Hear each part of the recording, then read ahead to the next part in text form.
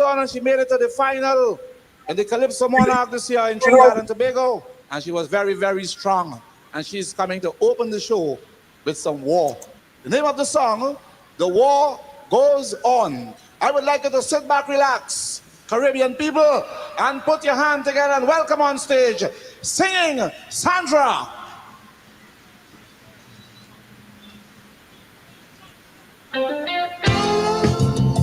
Here she comes, ladies and gentlemen, singing Sandra. Good evening, ladies and gentlemen.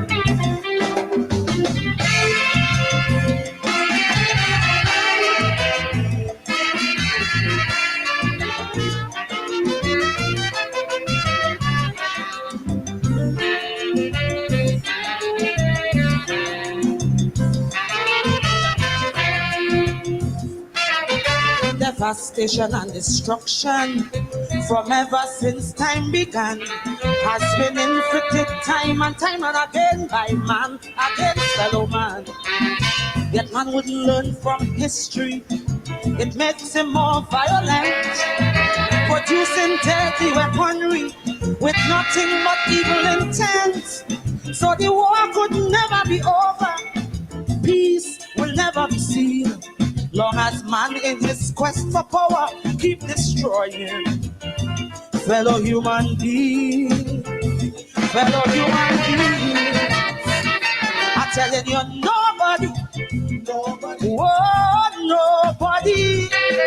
But when you really look at it, nobody wins a war.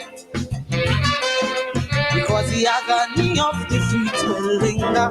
Nations still hating one another and superpowers. They're looking for more power. Look, as long as violence and aggression still dwell in the hearts of man, brother, the war will go on. It cannot be won. No, no, no, no. The war will go on. It cannot be won. Fallout from war is chaos, plenty agony, plenty pain. Economies left in shambles that may never rise up again. Collapse of the money system, disruption of foreign trade. People turning against their leaders for the blunders that they have made. Environmental pollution, radiation taking its course, and the thousands that die in battle. Oh, what a waste of human resource. Of course, I know nobody, oh, nobody. But when I really think of it, nobody wins a war. The brutal clash of ideologies, carnage and social anarchy, and life reduced to pitiful dimensions. The falling back of progress and growth for entire generation. Sister, it cannot be won. The war will go on. No, no, no, the war will go on. It cannot be won.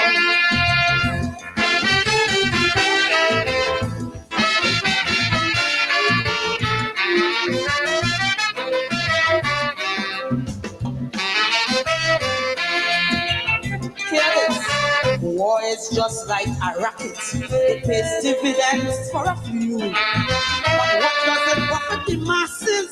I mean laymen like me and you. While the leaders playing their chess game, using the masses as pawn with political propaganda. The massacre still goes on.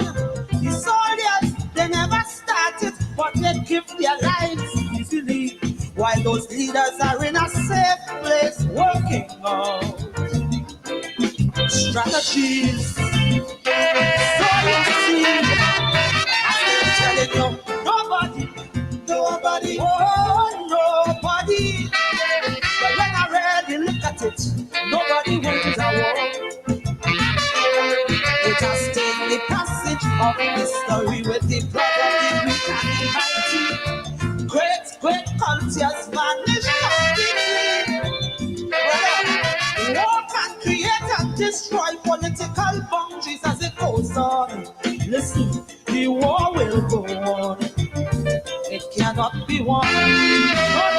The war will go on. It cannot be won.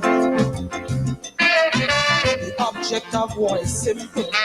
Just conquer and take over. It doesn't matter how many people get wiped out in the massacre. The enemy must be vanquished. The battle has to be won. But the conflict will never be over. Cause the Abraham thinkers on. There'll always be more dictators. For Hitler's more Saddam Hussein. And when these lunatics in power, it will just start all over again. And I said, I know nobody, oh, nobody. When you really look at it, nobody wins a war. We need a spiritual revolution to stop this British aggression. Always peace in the world will always be out of our hands.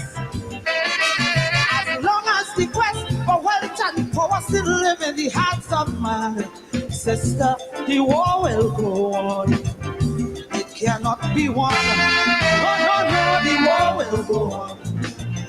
It cannot be won. The war will go on. Peace in the world. Look, we need a spiritual revolution. The war will go on. Lord, put a hand, save the children. The war will go on. Man fighting against man. Yeah. The war will go on. It cannot be won. The war will go on. Spiritual revolution. The war will go on.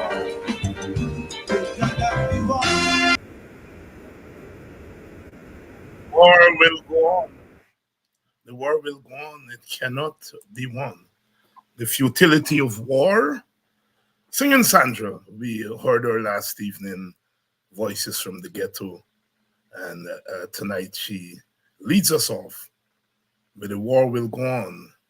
It cannot be won. The futility of war.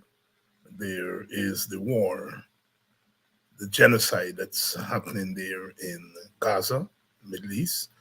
The rest of the world stands by, apparently cannot do anything about it. And tens of thousands of ordinary citizens are perishing. The war will go on. It cannot be won. The war will go on. It cannot be won. We expect, and I think Amanza Walton Desir is already backstage, and she's ready. She's the shadow minister for foreign affairs, so we'll chat with her a little bit about the war in the Middle East. That falls within our portfolio.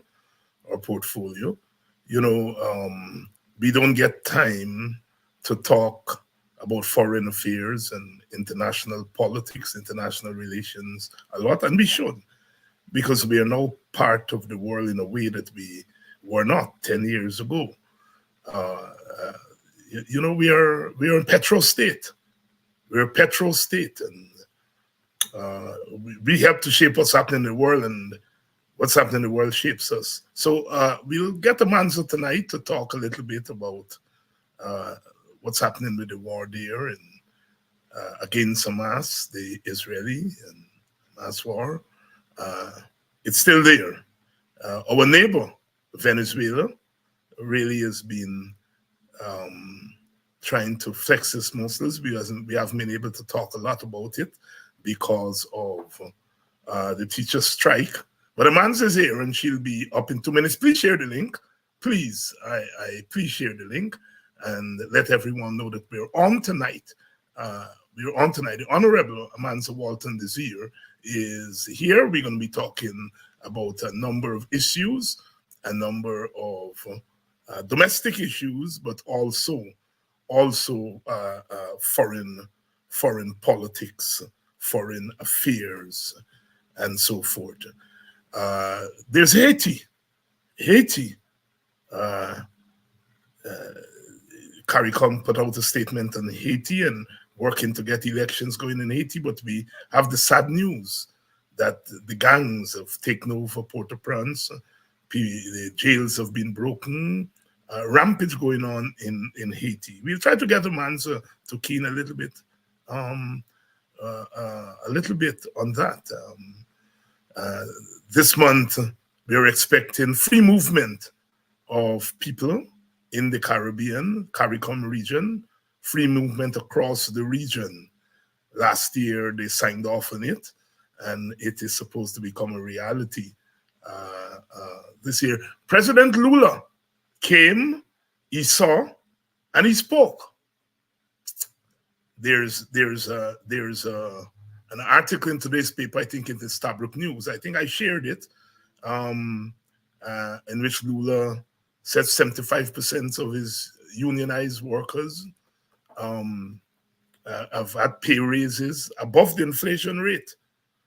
He also talked about marrying infrastructure development with human development. He came, he saw, and he spoke.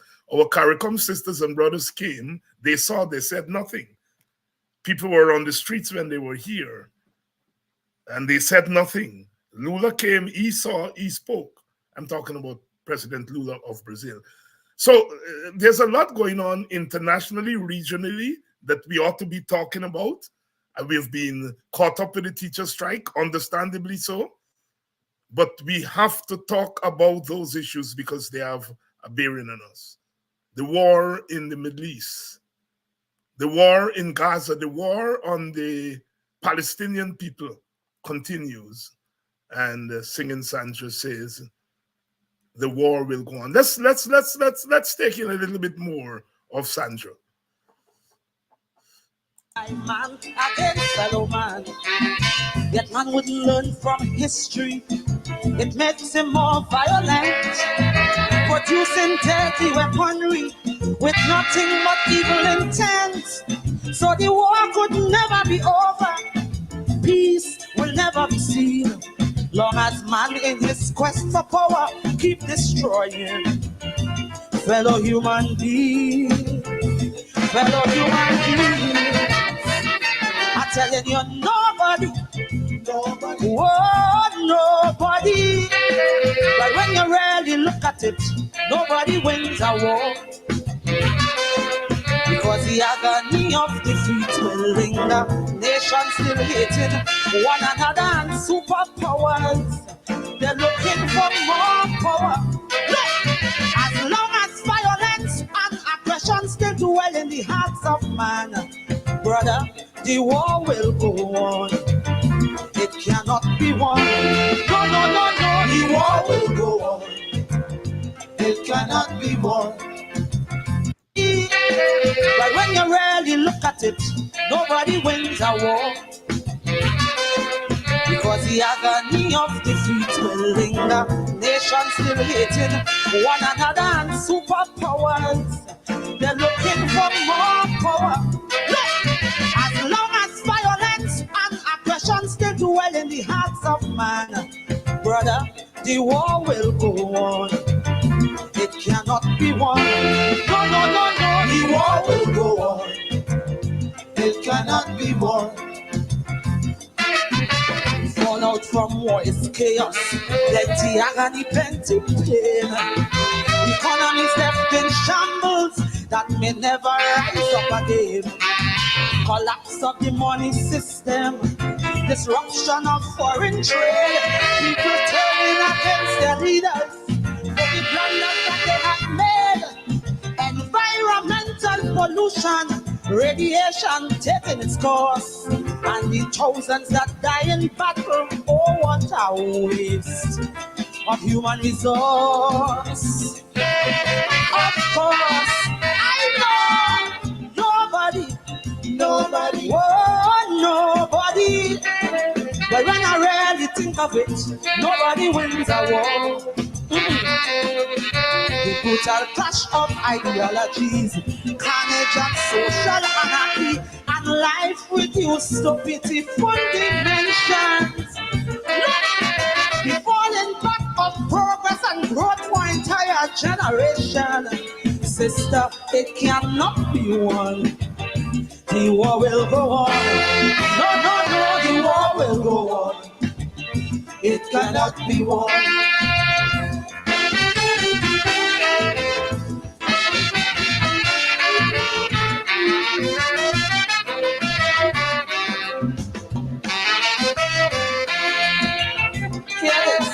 War is just like a racket. It pays dividends for a few. But what does it profit the masses? I mean laymen like me and you. While the leaders playing their chess game, using the masses as pawn with political propaganda. The massacre still goes on. The soldiers, they never started, but they give their lives easily. While those leaders are in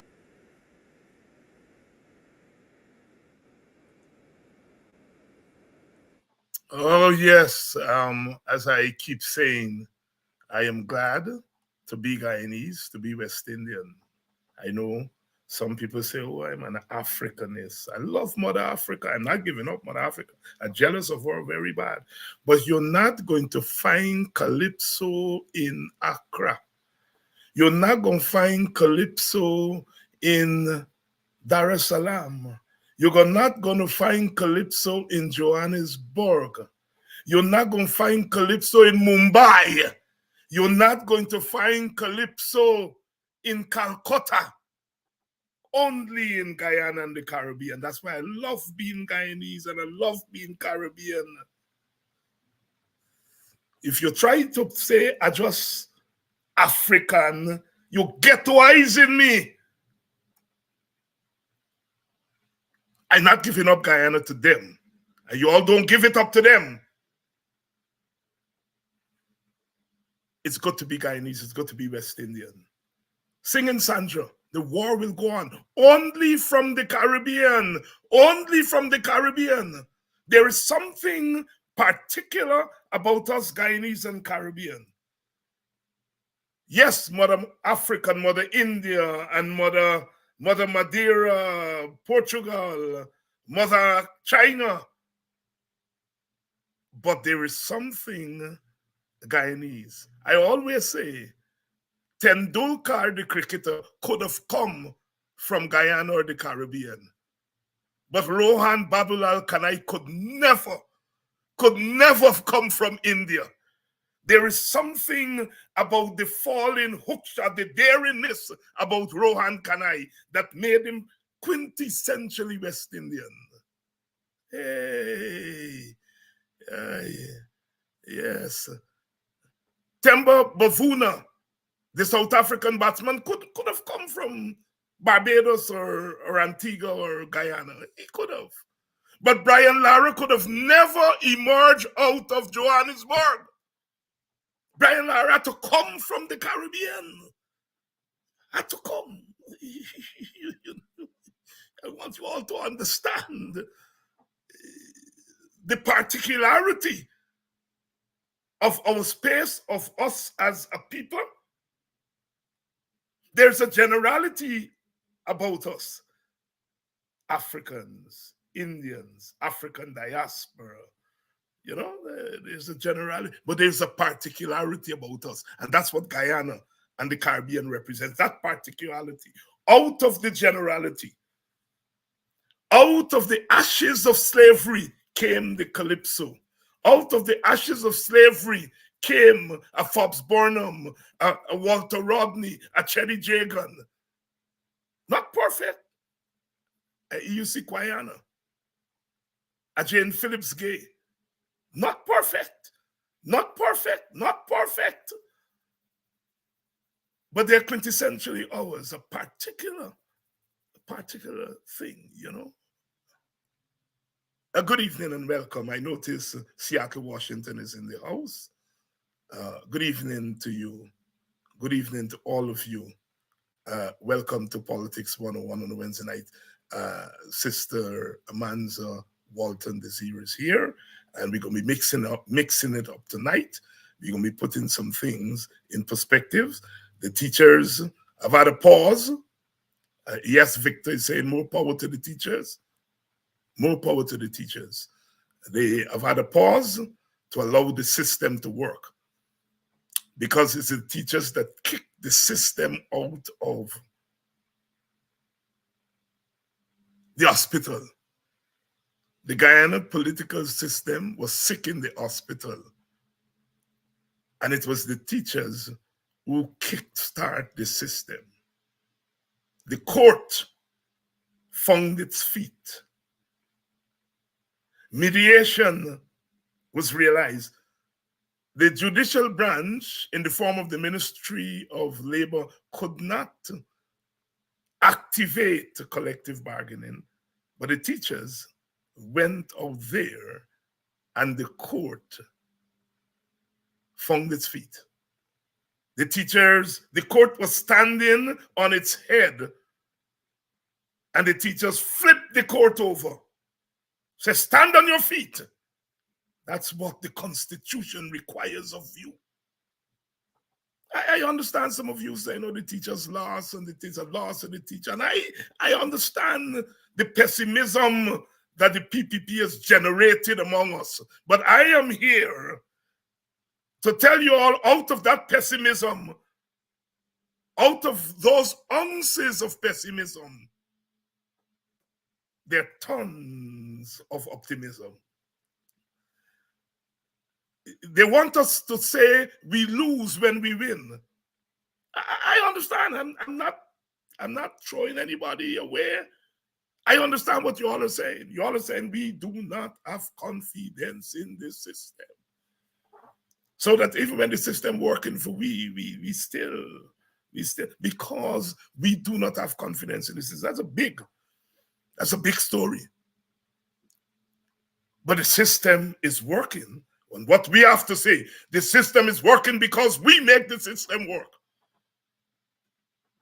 I understand. So I ain't throwing anybody out. I understand why you all say the teachers lose. The teachers didn't win anything. The teachers won so much for our country. When the history of this period was written, and some little child in some one of those schools will be writing the history of this period 20 years from now. 20 years from now. I understand the radicalism. The teachers must stay on the street until the deed is done. I understand, and I plead guilty because I think I helped to inspire. I helped to nurture some of that radicalism. And I like when you all talk like that. Don't get me wrong. I like when you all are radical like that. But as I've said over and over, radicalism don't mean stupidism. Radicalism don't mean recklessness. Radicalism must induce stupidism from the next side. Induce recklessness from the other side. I like when you all are radical. I like the idea that you all feel the teacher should remain out there until the deed is done. I love that. And the teachers are still out there, not physically. The shadow of the strike by the teachers. The shadow is standing tall in every corner of Guyana. The government is not going to sleep tonight without thinking about the teachers. You all bet. They're not going to sleep tonight without thinking about the teachers. They're not waking up tomorrow without thinking of the teachers. Jack Diogon, tomorrow he's going to lift up his frack. And he's going to skin you all know what. And he's going to be talking about the teachers. Because the teachers winning. The teachers win him. I said last night, I know about cussing. I grew up bottom station in Boston and cussed there from morning till night. But you all ever hear when we talk about cussing? We say she give you a good cussing. A good cussing, not a bad cussing. Because them lady, when they cuss with reason. When they cuss with rhythm.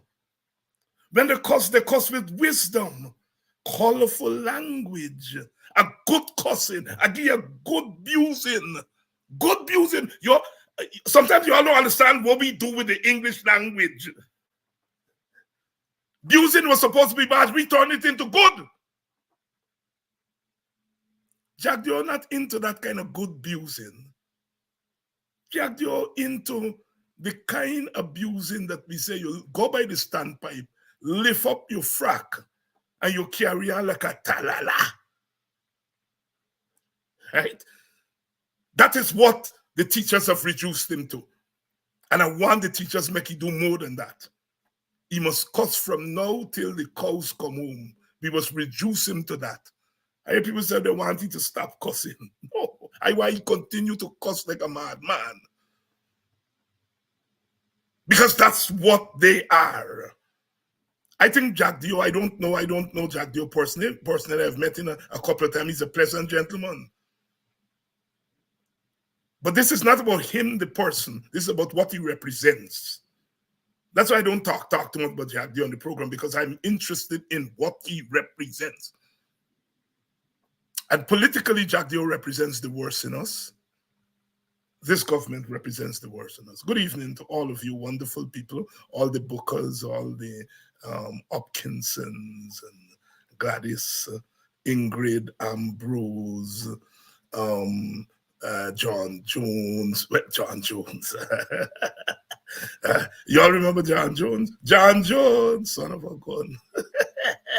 Y'all remember? I hear y'all saying, Dr. you know music. I born and grown near a rum shop.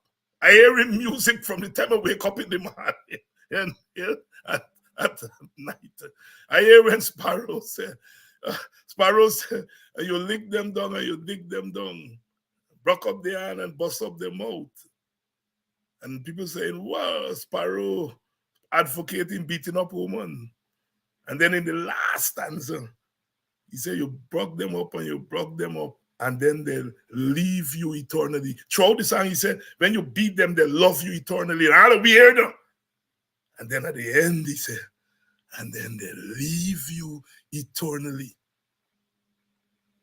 And since it's a little bit, I pick up the last stanza because the thing beating in your head and beating your head. And I heard Gordon Roullier trace the history of Trinidad from 1956 to 1972 through Sparrow Calypso. So right away, I said, them think this I on the rum shop here got more meaning than rub them down and broke them down and they love you eternally. So I was able to pick up Sparrow saying, and then they'll leave you eternally. Don't beat them because they're going to leave you eternally. The Calypsonian, the wit of the Caribbean and the wits of the Caribbean coming through. Good evening and welcome to you all. Amanza is waiting patiently. She's waiting patiently. I'm about to bring her in. You know, they always say, when you bring in your stars, you bring them in gracefully. Gracefully. Amanza Walton Desir, new generation of politicians, new generation. Some of us has tried to make people like Amanza old generation politicians. People like myself do the old generation thing already. Done. Gone. Right? History will take care of that. I'm reading 2 books now, one by Clem Citron on Jagan and one by my friend Lyndon Lewis on Burnham. And it's talking about those times. And what I like about both books is that they put Burnham and Jagan in context and in time. C.L.R. James said, time, place, and person. I believe that had Burnham come today, or a Jagan come today, they would not have been what they were 30 years ago, 40 years ago. And we have to understand the nuances of the human spirit and don't try to impose on it. People talk about rigging and rigging election. I was on a program the other night, myself and Royce Dale Ford. And they talk about rigging election and they start all the PNC rig election and so on and things. And I say, yes, I was there in the PNC rig election.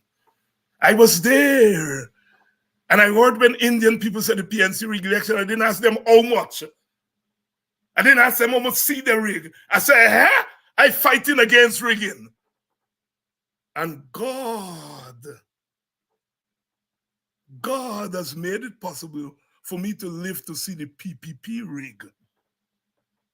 And now I'm asking black people how much seed they rig, how much backs on the East Coast on that end get documents inside. How many people want in the country? They want me to ignore when black people say that or when the PNC say that. But no, I didn't ignore when Indians say they didn't count the votes at the place of polling. I didn't ignore when Indian people and the PPP said there was multiple voting. By God, they want me to ignore it today. They want me to talk about rigging back then. I'm talking about rigging now. The reason the PPP is rigging now is the same reason the PNC the rig back then. Back then, the PNC said, we ain't got a majority race. And the system said, you got to get majority to win. Rig. And the PPP saying today, we don't have a majority race, and they got billions and billions of dollars, and we want to put we hand on the money.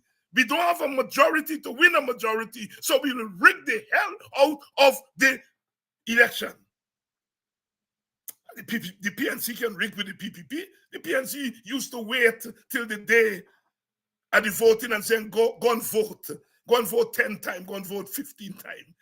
The PPP telling you vote 100 times before the election. They tamper with the boxes before the election. Rigging in the age of petrodollars is what we're talking about. That's what we're talking about. As Hamilton Green said, this Hamilton Green has a right to say what he wants to say. You don't have to agree with Hamilton Green. But I keeping my eyes on the prize because they're rigging the election, they're rigging the economy, they're rigging the money, they're rigging every damn thing in sight. And I don't care how they wash it out. I don't care how they spin it. Moona run till they catch them. Why are you all saying the government is installed? I always tell them it's not the PNC says so. The word install regime is the American says so. And the Americans saying so. Because the Americans know who installed who. You all don't get me going because tonight is not my night. Good evening, Audrey. I know I love you too. Good evening, Desiree. Good evening, Catherine. I love all you all. Yes, and I if the election right, I'm going to be running for election. Yes, that is true. That is true. Yes. No, I'm not against election. I'm not against election. Not election. If the thing is right, I'm going to be running. I want you all to give me a couple percent. Because I don't believe in taking everything. I don't believe in winner take all. I believe all of we got a little space in the thing, you know, and so on. I want to be there when the roll is called up yonder. I want to be there. I want to be there because I got my little pet things them I want to push. Me and the WPA, we want to put money in your pocket by the cash transfer. 10% of that money divide among the household. Whatever they put in the budget, whatever they put in this, you all get your big freck in your hand. I want to be in government to deliver that to you all. Good evening, Mr. Ben. Good evening, Mr. Ben, watching us from Georgia. Good night last night. Good night last night for the Democrats. Not such a good night for the Republicans. Yes. So yes, those who are asking if I run in for things. Yeah. But things got to we got to deal with certain things first. We got to deal with certain things first. You know, because all of we think that we want to deliver to you all. We want to deliver to you all. Yes, good evening. Yes, Darren Wade, we have to big up Darren. He young man, I like he bad, and so on. You know. Yes, John.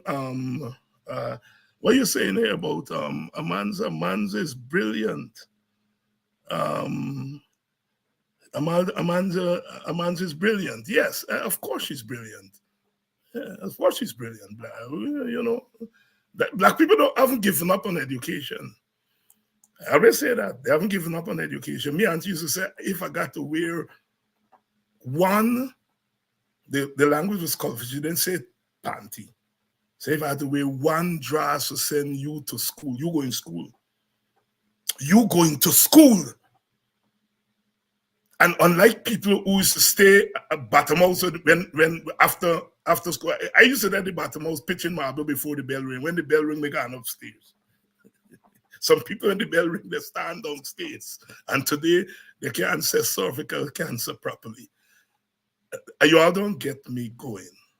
All right. I think we're ready. We're ready. Amanza, let's bring her in. Amanza, good evening. Hi, Dr. Hines. Good evening.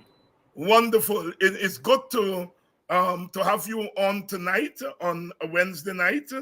And to put things in perspective for us, yes, Victor Amanza is a boss. She exudes new leadership. She got it was some big words. She got charisma. The eye fix, but I still. Yes, those of you who've asked me how the eyes are doing, they're doing well. It's like I get 2 new headlights.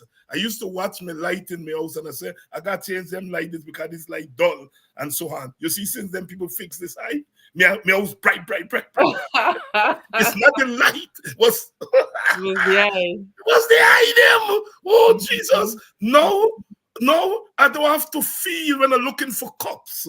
I don't have to feel fuck up. I'm now looking for the cups. Only Calypsonian will say that. I don't have to feel for cup. I'm looking for cup. For cups. You all don't go and say, Dr. Hines singing bad thing to you all here tonight. And Amanza Walton Desir sat and agreed. And she agreed. And she shook her head. Here, Dr. Hines using cuss word. And Amanza Walton sit down and shake her head and she's no longer fit. For office. Amanza, we see one name, we name Tara Singh. I see you write a letter saying what you say and how me to defend you and so on and thing. And I love it. I love it when he wrote that. Anyhow, Amanza, let's start with foreign policy tonight because we don't always get a chance to go there. And you are the foreign policy person. Let's start with Haiti because that's close to us. We noticed CARICOM has come out. They're supporting elections in Haiti because the institutions have broken down. Yes. They've totally broken down there, and they're supporting elections. But the minute the ink was not even dried on that on that statement by CARICOM, we noticed mayhem. In Haiti. Put in perspective what we're seeing in Haiti. Well, I think you've captured it quite succinctly. The breakdown of institutions, of government, of just law and order, and a complete breakdown of the society. That is what we're seeing. That is what it looks like. And for me, I try to look and learn. Because when we see these things happening, very often we analyze, but we do not learn. And we do not see these things as lessons to be avoided. And so for me, the story of Haiti is a painful one. It is a blemish on CARICOM. You know, my favorite Calypsonian, we were talking about Calypsonians. My favorite Calypsonian is brother. You know, he said, Haiti, we're sorry, but one day we will turn our heads. Look inside you. Restore your glory. You know, it is a question that we have to solve in our time. And I believe that we have the capacity as a region to solve it. It requires leadership, though, and it requires earnest, honest leadership. um, not the hypocrisy that we saw from your finale. Mhm. Um, it requires us to honor the spirit of Haiti as the first free nation in this part of the world, the first independent nation. And so it is a complex question, but I believe that we have the capacity here as a region to support Haiti through it. It will require us taking some unpopular positions. It will require us standing up to some people. But I believe that we can do it. And I believe, the I truly am inspired by David Rudder's words that one day we will look and see, and the glory of that country will be restored. I think until then, um, Guyana has to demonstrate solidarity with our Haitian brothers and sisters. Guyana has to make sure that it treats with fairness and equity our Haitian brothers and sisters that are here currently, because they are expressing serious concern with the way that they're being treated here right now. A number of them have reached out. Their work permits are not being renewed. Their immigration processes are being stalled. And so we have no business advocating for the fair treatment of Haitians home if we cannot treat them fairly as they are within our fold. So, Amanza, sorry, I no, thought you were. please go ahead. Go No, ahead. Go ahead, no, Dr. and you said we have to learn, and always. And this is one of the things I learned from Walter Rodney since I was a little boy. Always, when you're talking about what's happening in other parts of the world, always link it to your place. Absolutely. And I think that's where you were going. That's where you are going. What are the lessons for us in Guyana as we watch the breakdown of the state? We watch the breakdown of the rule of law. We watch the chaos in that sister country. What are the lessons for us in Guyana? I look at two countries, Venezuela and Haiti, and they're particularly instructive for us. Venezuela, because um, it was once the sixth wealthiest nation in the world. And now what you're seeing is a country where there is a migration crisis. People are fleeing from Venezuela. They have the same resource that we have just recently started exploring and exploiting. And so there are lessons there for us. There are lessons there that say to us rather that our institutions are important, that strong democratic institutions are important. They are a cornerstone to a well-ordered, prosperous society. That it is important that we do not condone corruption, that it is important that governments be held accountable, or else this is what will result. And so the lesson for us as Guyanese is to begin to understand that we can do one of two things. We can have the painful and experience the painful lessons ourselves, or we can look and we can learn from the experience of Venezuela. We can learn from the experience of Ghana. We remember very clearly Ghana for a number of years was listed as the fastest growing economy in the world. And now they are under the intervention of the IMF. Why was that? What did they fail to learn? What were some of the things that they did that we are currently doing that will say to us that we have the possibility, or it is highly probable that we could find ourselves in that position? And so for me, Dr. Hines, that is where I choose to dedicate my energies. And I'm really glad that you have made the point that, you know, that young people like myself, like the Darren Wades, embody a new ethos in our political dispensation, because we are tired of the back and forth. We recognize that we have a country to build. We recognize that for the first time, we have the capacity and the ability to afford every Guyanese man, woman, and child a good life. We also have the lessons, the painful lessons of countries that have undergone the oil curse, and see how up to today they are struggling. And so my question for my Guyanese brothers and sisters is, why, if we see and we know, are we insistent on repeating those mistakes?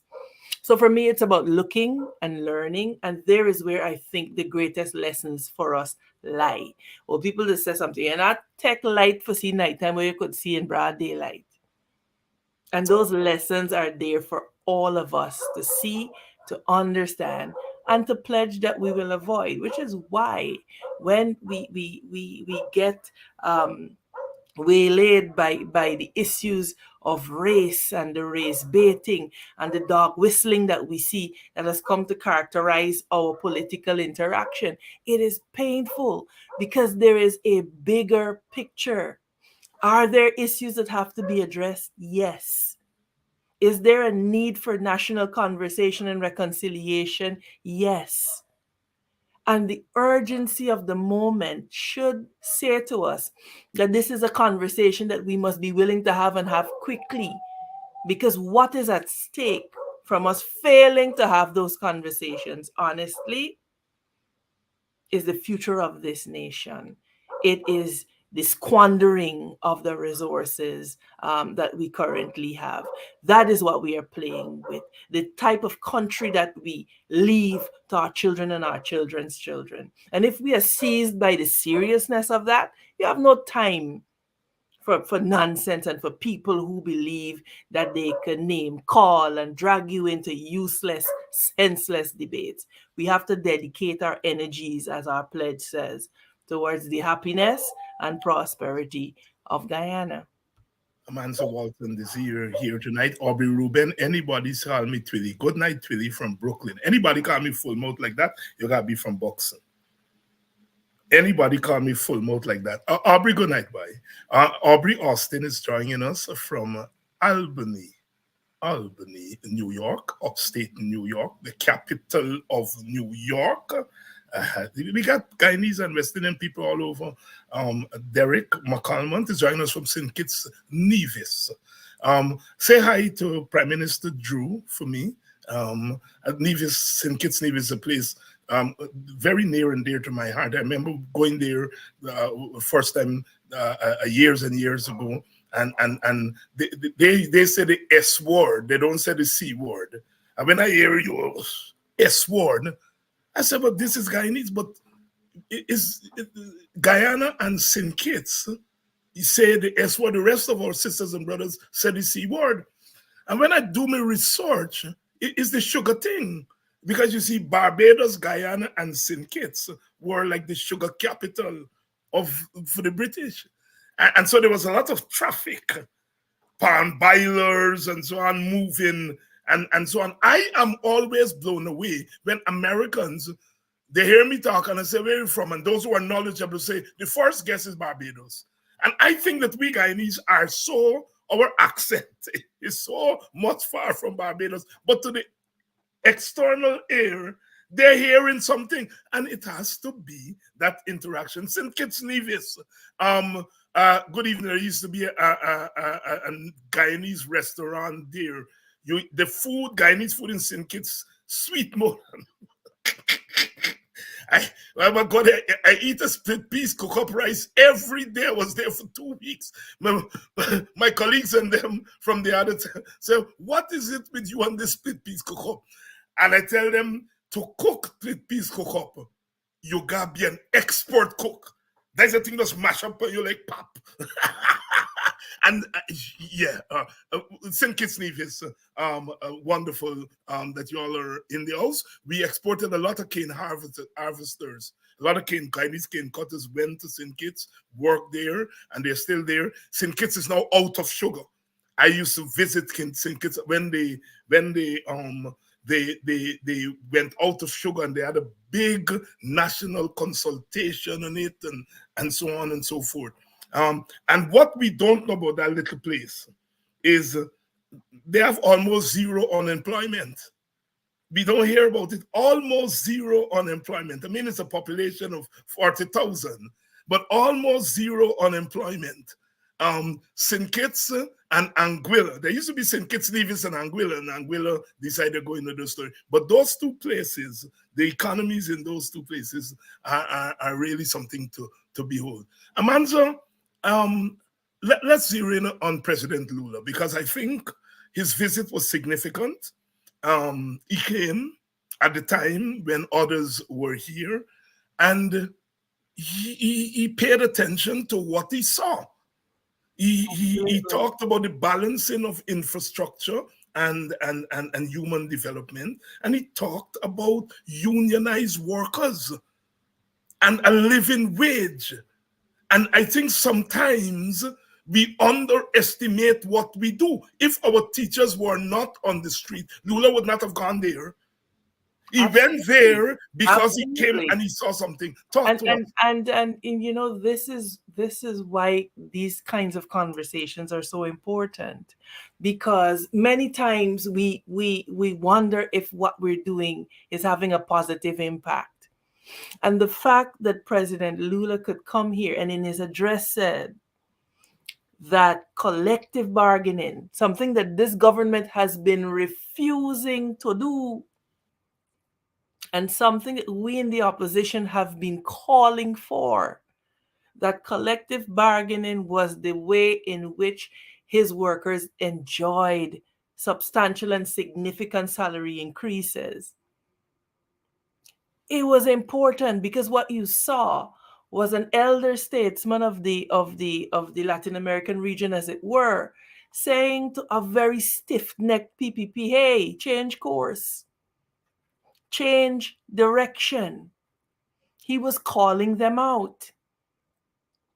He also spoke about balancing infrastructure and development. It is something that we in the opposition have said time and time again in the last budget debates, where we saw infrastructure having over 60% of the budget. And I remember one time getting up in Parliament to speak because I was so pained. You know, Dr. Hinds, I was in the supermarket maybe 2 nights back. And I came home and I said to my son, he saw my countenance and he was like, Mommy, what was wrong? And I said, you know, I saw a lady today, a security guard tonight in the supermarket. And I could tell that she was trying to do the multiplication and the division, and that she was trying to make $1 out of 50 cents. And it pained me because it doesn't have to be that way. And so President Lula's visit and his words were important. And if Irfan Ali is smart, he would listen and he would hear, because you notice that President Lula came and he imparted wisdom. He imparted words. He let the people of Guyana know, he let the teachers know that we have seen your struggle, we have noted your struggle, and he was prepared to say to the government of Guyana, to Irfan Ali, this is what we did, this is what worked for us. Yes, well said. CARICOM leaders came and they enjoyed, and nary a word in support of the people of Guyana, in support of the trade union movement. Nary a word. But you know what? Brazil doesn't need anything from us. That's there. And so President Lula can speak from a position of experience and authority. He doesn't see the need to suck up and be sycophantic. And that is the difference. And I hope that our teachers are encouraged that their almost 5-week-long struggle bore results. Because when you understand how these things work, you understand that it is not a light thing that Lula would stand and say that and give that admonition. Yes. It is not a light thing that he would say, hey, careful with infrastructure. You are ignoring your human development. To do that is dangerous. It's basically what he was saying Yes. to them because Yes. he has been there. He has done that. Yes. And it is for he who hath an ear to hear to let them hear. I am buoyed by the fact and encouraged by the fact that this is what we in the opposition have been saying. We are not saying that we are against infrastructure, but we have to do it in a manner that does not ignore human development. We are not saying don't build Yes. hospitals, Yeah. but we are saying don't build hospitals when we cannot retain the doctors and the nurses to staff Yeah. Yeah. those hospitals. You know, uh, Amanza, I was looking at a program with former Prime Minister, former President Uh-huh. Donald Ramatar, and they were asking him about the budget, and he said, it's a good budget, but there are a couple of things I have a problem with. And one of the things I got a problem with is this plenty building, and he zeroed in on the hospital. He said, "Well, you're building all this hospital, and the private people building hospital, you got a lot of private hospitals going up, and you building all these hospitals and so on. What are you going to put in the hospitals?" And you know, he also talked about spending on gold, and said he would have taken that money from gold and built a state-of-the-art University of Guyana. I'm saying those things because there are little voices here and there in the PPP that are whispering things that we don't necessarily hear because they're not going to come on a program like this. Well, Donald Ramatar has come here to talk about foreign affairs and so on. I didn't get into domestic affairs with him. But I'm saying when I listened to Donald Ramatar, 95% of what he said was holding up the party in good light. And when I listen to those guys, I don't listen for the 95. I just listen for the 5% or the 2% in which they are, in a sense, saying what we are saying without saying we're saying the same thing the opposition saying or so on. And so you're quite right that we have to dedicate ourselves towards broadening the horizons of our own supporters. Absolutely. Our own supporters. Absolutely. We have to, and it is a continuous process of engagement. Yeah. Because look, I was on Rickford Burke's program last night, and I made the point that we have to visualize the Guyana that we want to live in. We have to imagine this new Guyana. As the song says, great and free. We got to imagine it. This thing doesn't come from wishful thinking. It comes literally from rolling your sleeves up and getting this work done. It comes from ignoring the naysayers and those that will want to keep us stuck in useless confrontation rather than dedicating our energies to ideas and to creative ideas. We need a big vision for this nation, and Yeah. it is the people of Guyana that have to insist on the vastness of that vision. And the people of Guyana, we have to insist and hold politicians accountable for delivering that. There are certain things that must be so basic that there ought not to be any contention about it. Like, why build hospitals? Ignoring the primary care aspect of health care, ignoring it, you see. So instead of strengthening the local clinics, the local primary care Mhm. facilities, use the money there. Do that. Every um Almost every village or every 3 villages there's a clinic. I grew up on the quarantine. There was a clinic 2 villages away. Strengthen those facilities with equipment, with manpower, and so that we have a robust primary care. Hospitals are secondary, and then they're tertiary care levels of care.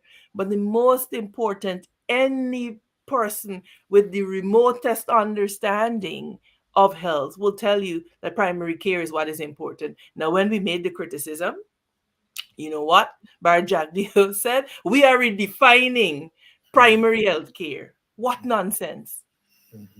It is what it is. You don't have the ability to redefine it to suit your grandiose, corrupt ideas. And this is why we have to continue to hold these people accountable, because Bar Jagdeo is not taking that money out of Bar Jagdeo's pocket. He is taking that money out of the pockets of our children and of our children's children. He's taking the money out of our pockets. And he is, it is incredible, the audacity that is on display. Amanza Walton Desir. Amanza, I'm so glad that you are touching on these issues tonight, because I think the new politician, the new political activist, has to do the party work. They have to do the work to get the party elected and all the other things. You have to build the party. But there's another kind of work that has to be done, and that is the work of bringing our people into the era of the petrol state.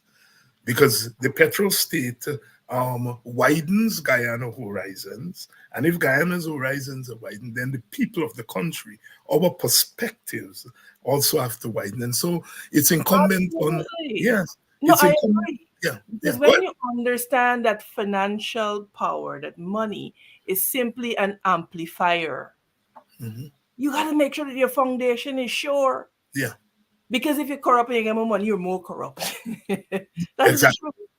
If your institutions are weak, unless there is leadership that says, hey, we have to make a dedicated effort to strengthen our institutions, money will simply cause your institutions, without the correct intention, to be further weakened. It is an amplifier of anything. And so we do not want to be caught as a people like deer in headlights, because we are here. We are a petrol state. And in the coming years, we will have more money than we know what to do with. And so, you know, one of my favorite political figures is Lee Kuan Yew. And one of the things that he said when he was crafting Singapore is that he realized that, yes, they had a particular infrastructure, but then they needed to work on the mindset of the people, because he realized that if there was not a mindset shift in the people, that all of this would be for naught, because they couldn't inhabit first world infrastructure, as he put it, with a third world mindset, is basically what he was saying. And so as political leaders, we have a duty to bring our people along and to make sure that we understand that we're developing a people, Dr. Hinds.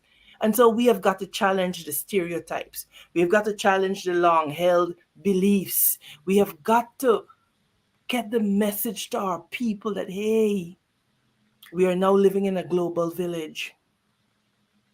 And Amanza and this other person fighting, or this other person fighting Amanza, who is our Guyanese sister.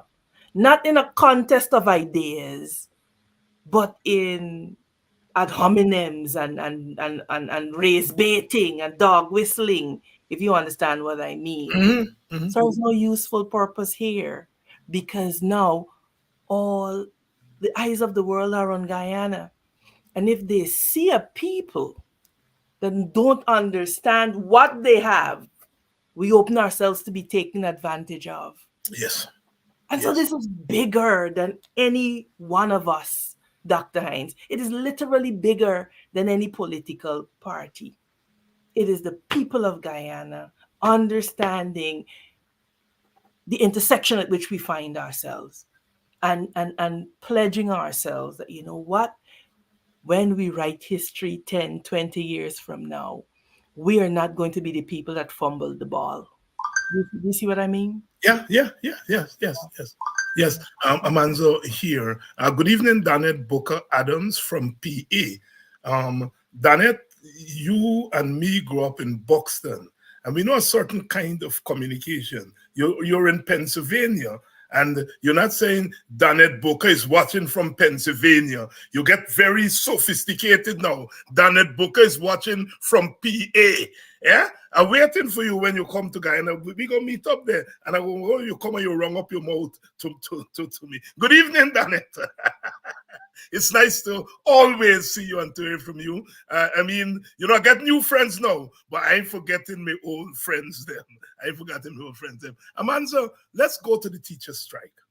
And I'm not going to pose any question to you because we know the story, we know the narrative, just your thoughts at this juncture.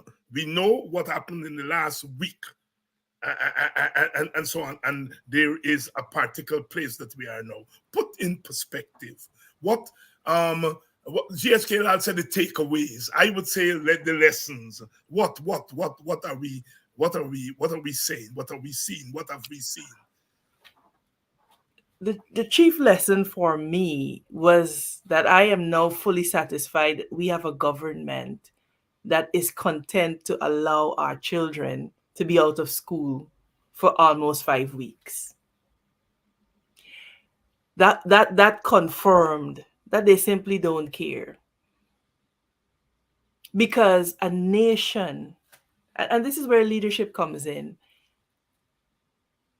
if you have a government that is willing to ignore the education of our children for almost 5 weeks, then we have a problem.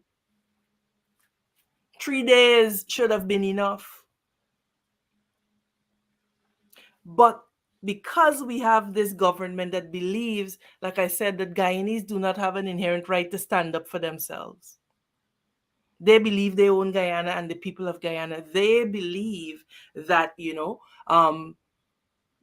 are incapable of demanding more. That is what played out to me during that extended strike period. Now the teachers have won a resounding victory because moving to the court forced the government to begin to force the government to come to the table, as it were, something that they had resisted doing. And then you see the most asinine statement coming out of who should be the leader of this country. Oh, I told you so. This is what I was saying. The most basic statement from a head of state, trying to claim victory for the government where there is none. Our children were set back. And they weren't set back because of teachers. They were set back because of the uncaring attitude of the government.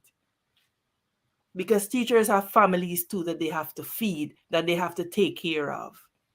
And these same teachers that you harassed, that you said the vilest things about, are the same teachers that you will now look to shepherd your children. Shame on all of the people who abused and assaulted and had the worst things to say about teachers who were standing up for the ability to feed their families and to afford a decent lifestyle, which every Guyanese is entitled to. And so I think round one went to the teachers. They are now at the table. And so it is in this collective bargaining process that the negotiations will happen, and it will be determined who or how much rather is awarded. The court, that's not something that the court can do, you see, and that has to be understood. And collective bargaining, one of the fundamental principles is that you got to call off a strike and come to the table. No party, the union or the government, can negotiate with a gun to its head, as it were. That is a fundamental principle of collective bargaining. And so the teachers have garnered international attention. They have said to this nation that if you stand up long enough for what you believe you are rightfully entitled to, the day will come when you will see the desired results. And so it is now for their negotiators, I am sure in consultation with the teachers, to put their proposals on the table and to continue to breathe life into the trade union movement and into the collective bargaining process. And so for me, those are the key takeaways. The teachers have won this round, and I am happy that the whole institution of collective bargaining has been upheld. It is fundamental. It is something that our parents struggled for. It is something that both sides of the political divide would have struggled for over the years. And so I am pleased. I am pleased. Amanza, you are, among other things, an officer of the legal system. You're a lawyer, and the court. I said earlier in my introduction that I think the teachers have to take the courts of this country off their heads and put them to stand up erect on their feet. The court played a pivotal role here. Of course, the teachers had to approach the court. And once the teachers approached the court, apparently they opened the floodgates. And of the personage of Justice Kissoon was there, you know. But I'm sure you will agree with me that this is more than Justice Kissoon. This is about institution, the judicial branch of government, and its proper role in this society and any society reflect on the role of the judicial branch, the role of the court, the role of Justice Kissoon in this moment. Well, look, Justice Kissoon has shown a disposition towards taking certain important positions in keeping with the law and in keeping with what is in the best interests of our society. We'll recall that this is the same judge, if my memory serves me correctly, that gave that landmark decision when it came to the EPA and the parent company guarantee that concerned citizens were asking for. And we saw him deliver a very cogent judgment. And indeed, this has always been the role of the court. In any functioning democracy, the court has an important role. This is why the symbol for justice is a scale and weight, so that you maintain the balance between competing interests. And this is why Lady Justice wears a blindfold, because it ought not to regard who it is that is coming to the court, but it operates on the principle of balancing interests and maintaining that equilibrium that is important for our development. And so I'm heartened to see the developments around that case. I know that the case is continuing, and it is a matter for the lawyers to put forward their best arguments, but correctly so. A legal case was instituted, and it has resulted in the government coming to the table. It's a shame that they could not do that out of their own free will and volition, but literally had to be cajoled by a court to come to the table and to resolve this issue in the interests of our children. So it was a good day all around, I think, for the administration of justice.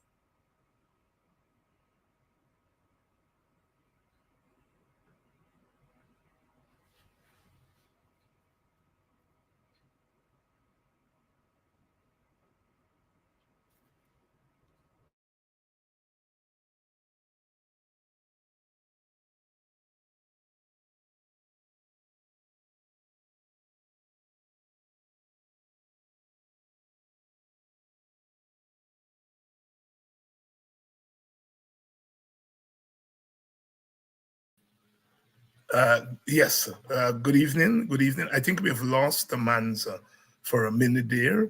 We've lost Amanza for a minute. I hope she comes back on. I hope Amanza comes back on. I was off screen and talking to myself. I was saying that some of you are complaining that you didn't get to join us tonight from the APNU AFC page. Sister Coretta McDonald has her program on, and so she was not. I was not able to activate that page tonight. But please go and like our other pages, Politics 101 with Dr. David Hines on Facebook. Follow that page. Hinds'Sight with Dr. David Hines on Facebook. Follow that page. And of course, our YouTube pages, Politics 101 with Dr. Hines and Hinds'Sight. Those are our two Facebook pages and our two YouTube channels. Please make sure you follow. I notice more of our people are joining us on the YouTube channels, and I congratulate us for that. Those of you who have not done so, please, and here Amanza comes back. Amanza is back with us. Amanza, sorry about that. I think, they play little games with us from time to time. I was wondering what happened. Yeah. Amanza, let's talk a little bit about what's going on in Gaza. Because of course that falls under your portfolio. We've reached the point now where even the United States is beginning to say ceasefire.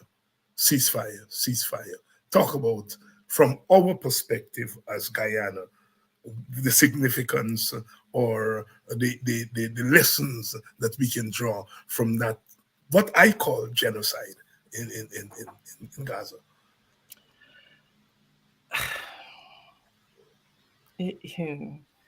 Dr. Hines, as a mother,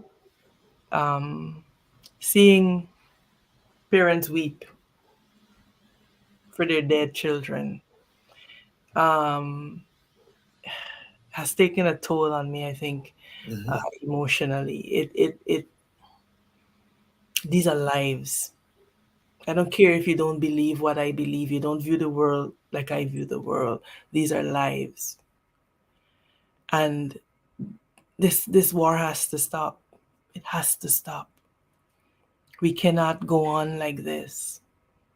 And it has gotten to the point where the Vice President of the United States of America has called for a ceasefire. Because what are we doing?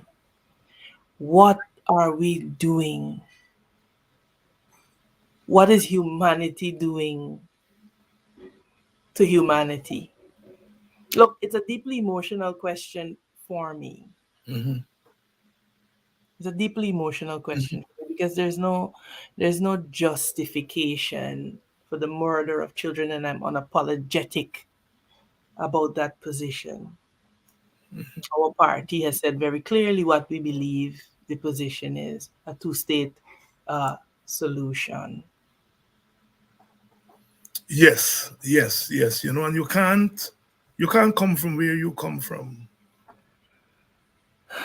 But and not feeling the emotions. To see children wrapped in bags like meat. There's no justification for that. But the lessons, Dr. Hines, they're lessons that I pray to God that we in Guyana learn. That the road to hate could take us to some places that we don't want to go. The road to racial strife and hate will take us to some places that we don't want to go and cause us to pay some prices that we can't afford. Yeah, can't afford. And I want for us to understand that we can't be partisan in our calls. If we condemn injustice abroad, we must condemn it home too. If we stand up for the lives of people abroad, the lives of Guyanese must matter equally. Yeah. Yes. Because we can't be hypocritical with this. Yeah. Christopher, I'm sure Amanza shares that sentiment. I mean, we're just using the words, but you're right. The slaughter of children. It's murder. Yeah. It's just the slaughter of children. Yeah. It's murder. And you understand how unbearable it is when the US has said no, it's time for a ceasefire. Yeah. Stop. Singing Sandra said it. Nobody wins in a war. Nobody. And you see the power there of Calypso and of Kaiso. Yeah. Because if Yeah. you listen to that, it explicates the dangers of conflict in a manner that you can't get in any classroom. Yeah. Yeah. Yeah. Yeah. You know, Amanza, I teach a class, a comparative class, what I call music as political discourse, reggae, calypso, and hip hop. Mm. And and um and whenever I teach that song, I try to I use especially the voice of the woman, because when you talk about war, it's always a man thing, you know. And you know, if you said it, when you look at what's happening there in Gaza, it's women, men are being slaughtered too, but it's women and children.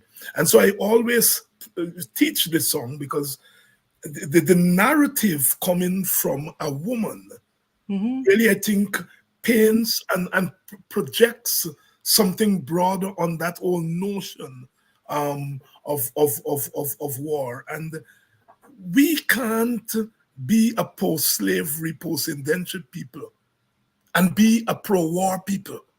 There is something that don't mesh It there. doesn't mesh. It Yeah. doesn't mesh. And this is why we have to resist all of the attempts to set us on that path. Look, the research shows, and you know, that women and children bear the disproportionate burden resulting from armed conflict. Women and children. And so, you know, in the olden days, you remember Dr. Hines, there were particular codes of conduct Mhm. where women and children were off limits. Off limit, off And, limit. Yeah. and you know, there's a reason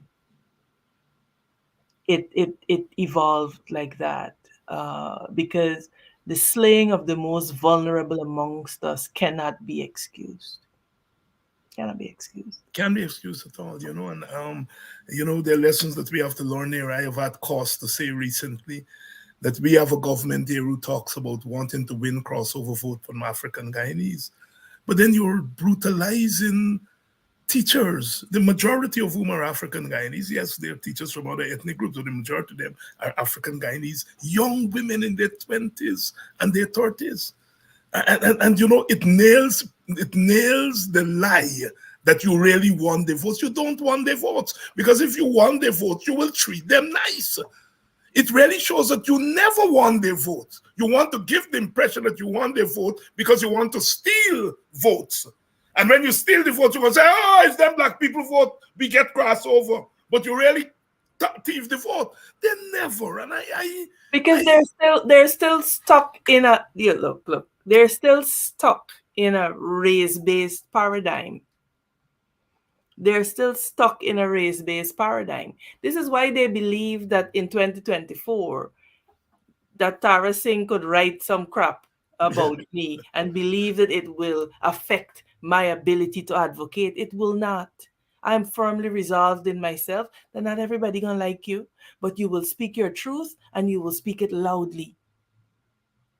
And speak your truth. those whom will listen and have a ear to hear, they will hear. Those who will not, will not. And that is just as the old people say, how the thing set. And so you just have to continue pressing on for what you believe in. And so they are fighting a losing war because the eyes of Guyanese are opening to understand. And Dr. Hines, this is why the PPP government will never place emphasis on national unity. They will never place emphasis on national unity, because what that does is that it says to Guyanese, hey, we are not as different as we think. Cousin Bernice want to feed her children just as much as Cousin Savita up the road. Cousin Bernice wants the best for her children just as much as Cousin Savita up the road. And this thing, in my opinion, has transcended race to class, because I know of my Indo brothers and sisters who are struggling Yeah.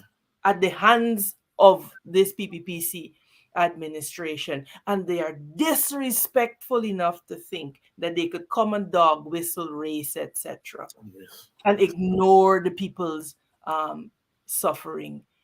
So we are, this moment requires uh sobriety that I don't see Irfan Ali and Bar Jagdeo displaying. They're drunk off of the wine of their excesses. You saw the CARICOM, Yes. the just the grandiose preparations, and the whilst Guyanese are 58% food insecure. Mhm. But you're coming to tell CARICOM that you will help with their insecurity. You got to dance a yard before you dance abroad. Hey, hey, hey.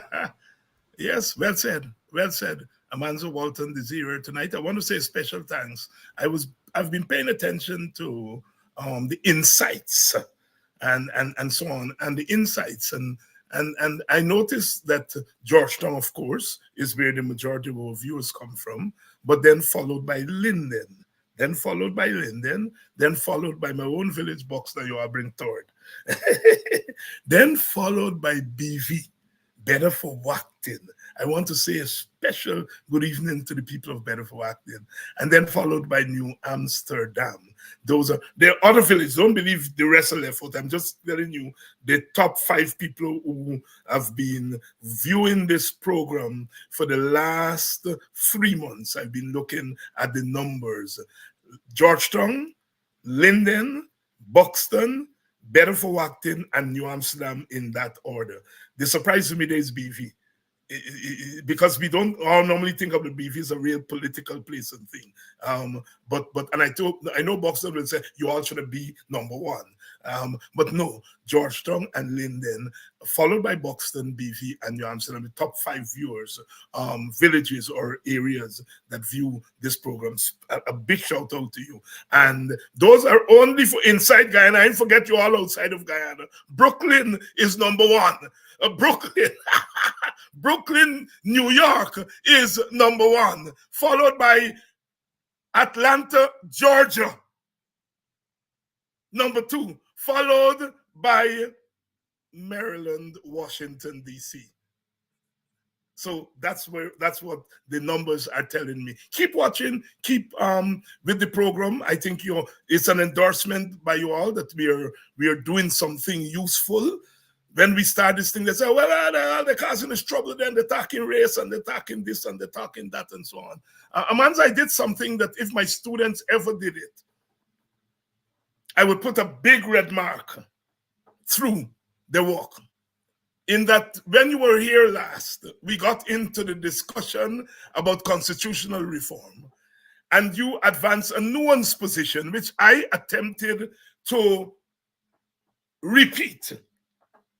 And I simplified what you had to say, and others and you drew it to my attention, and I look back at it. And if ever my students do that, I just put a big mark through it, because I'm always big on what I call critical analysis and so on. And you must not simplify and so on. My apologies to you, and here is your opportunity to restate your position on constitutional reform.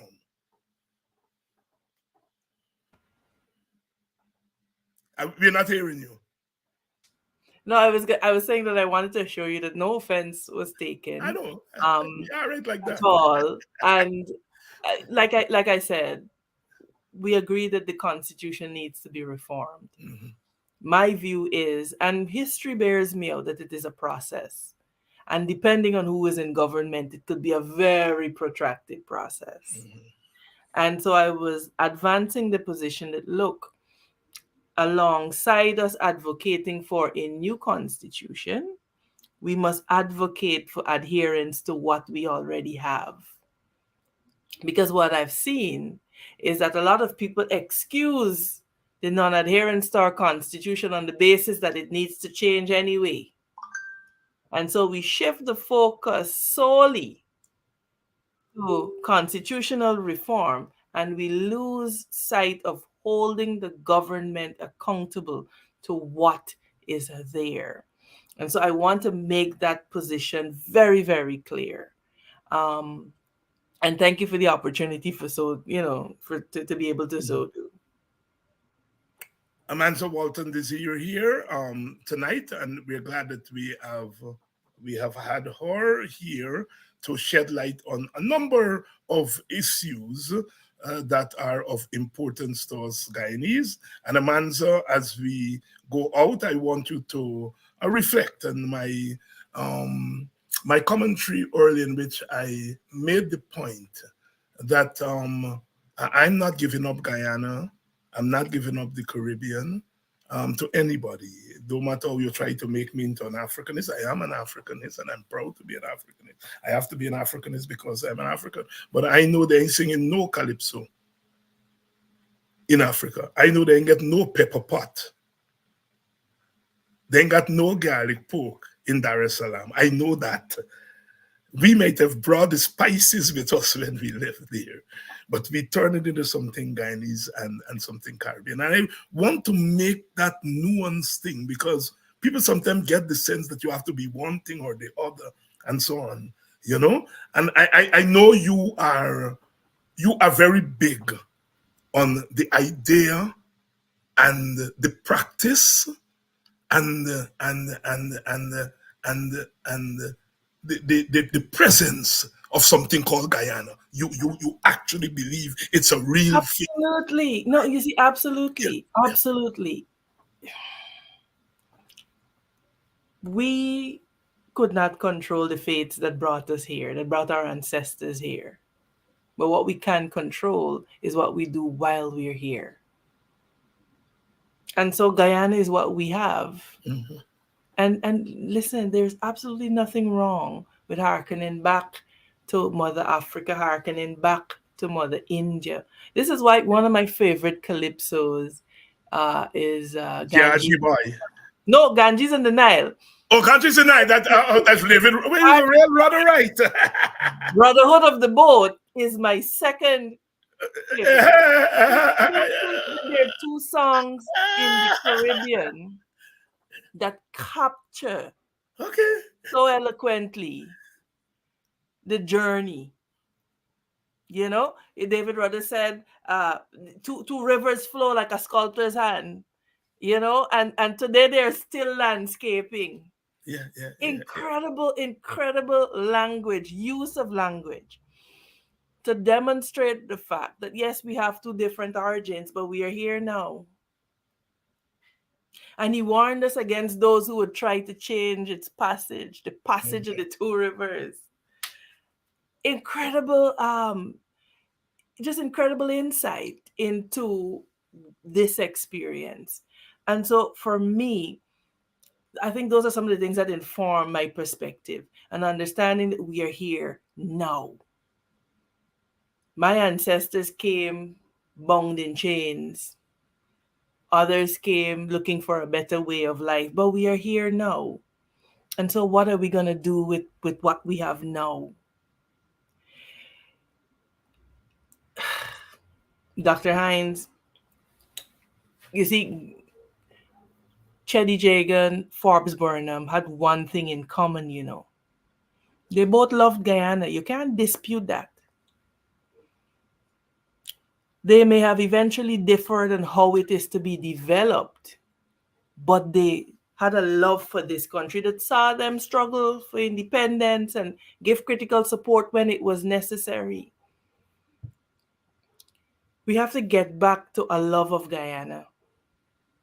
And we got to get back to a place where we love this country enough to stop the madness. Just draw a line in the sand and say, all right, I can't control what happened in the 1960s. It has happened. I have no control over what happened then. But I have control over what I do now. As a Guyanese, I can decide that I will advance a Guyanese agenda, that I will promote a Guyanese identity. And we're going to resist.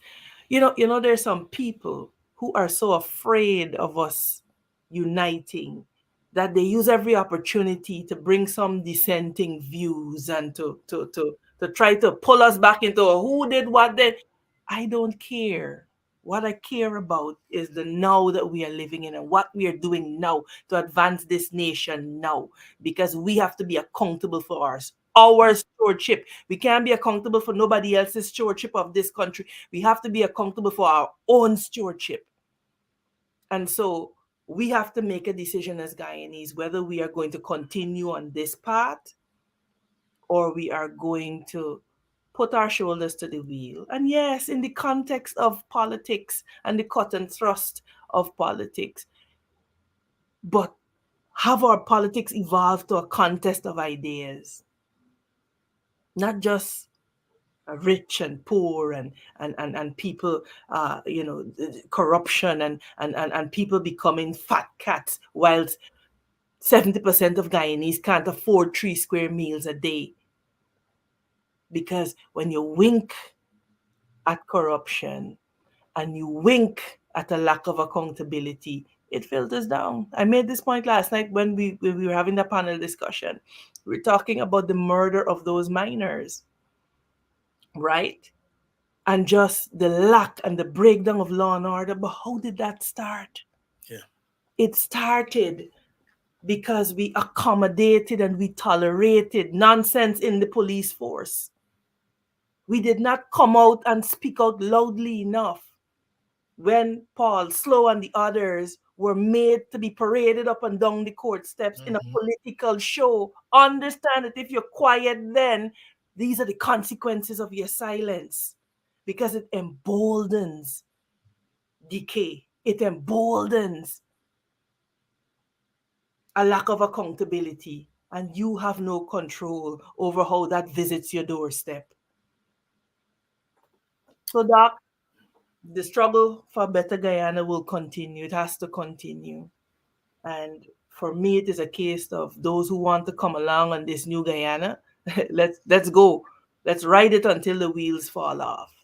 And those who want to be stuck in the past, in the nastiness and the miasma of racism and of racial tension and who did what when and who, that's on you. That's on you. But if you want to have a Guyana great and free, we're going to do some paradigm shifting. We're going to do some rethinking. We're going to do some reshuffling. We're going to do some restructuring. We're going to do some disinfecting. But by God, we will leave a Guyana to our children that they could be proud of. A Guyana for children that they can be proud of. Amanza Walton Desir. Marlon, I'm not forgetting New Jersey. When you talk about New York, it's really New York and New Jersey you're talking about. But New Jersey want to be acknowledged, and I shall acknowledge New Jersey in the house. I beg pardon for not recognizing New Jersey. And yes, Keith, the MP, know a thing or two about Calypso.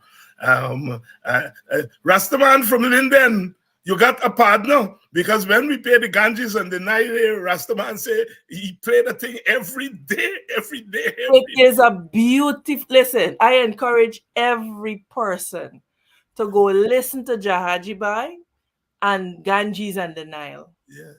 And you can't be a human being and not be moved by the sincerity of what the lyrics are, and just the pain of the realization, Doc, that we got an opportunity here to do something extraordinary. Let's not waste it. Yes.